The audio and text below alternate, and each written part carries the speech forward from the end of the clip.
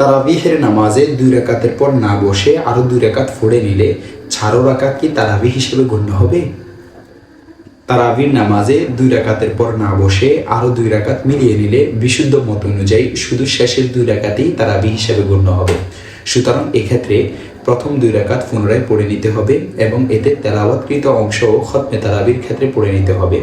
আর ওই রাত অতিবাহিত হয়ে গেলে শুধু প্রথম 2 রাকাতে তেলাওয়াতকৃত অংশ পরবর্তী তারাবিতে পড়ে নিবে, ওই 2 রাকাতের কজা করতে হবে না। আর ইমদাদুল ফাতাওয়াতে হাকিমুল উম্মত থানবী রহমতুল্লাহি আলাইহি ফকি আবুল লাইসের মত অনুযায়ী 4 রাকাতেই তারাবি হিসাবে সহিহ হবে বলে ফতোয়া দিয়েছেন।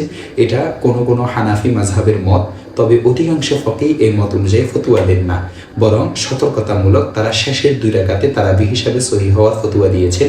থানবী রহমতুল্লাহি আলাইহি নিজেও ইমদাদুল ফাতাওয়ার এই বিষয়ের আরেকটি প্রশ্নের জবাবে শুধু 2 রাকাত সহিহ হবে বলে ফতোয়া দিয়েছেন। দেখতে পারেন ইমদাদুল ফাতাওয়া 1 নং খণ্ড 330 নং পৃষ্ঠা। আর 4 রাকাত হয়ে যাওয়ার কথাটি তিনি এক বিশেষ পরিস্থিতিতে দুর্বল মতের ভিত্তিতে বলেছিলেন, এটা সাধারণ অবস্থার ফতোয়া নয়। এই কথাগুলো আল্লামা জফর আহমদ ওসমানী রহমতুল্লাহি আলাইহি ইমদাদুল আহকামের 1 নং খণ্ড 658 পৃষ্ঠা থেকে 620 নং পৃষ্ঠায় থানবী রহমতুল্লাহি আলাইহির বরাতে উল্লেখ করেছেন। ইমাম যদি তারাবির 2 রাকাতে বসতে ভুলে যায়, তাহলে এক্ষেত্রে নিয়ম হলো তৃতীয় রাকাতের জন্য সেজদা করার আগ পর্যন্ত স্মরণ হলে সাথে সাথে বসে পড়বে এবং সাজদা করে নামাজ শেষ করবে।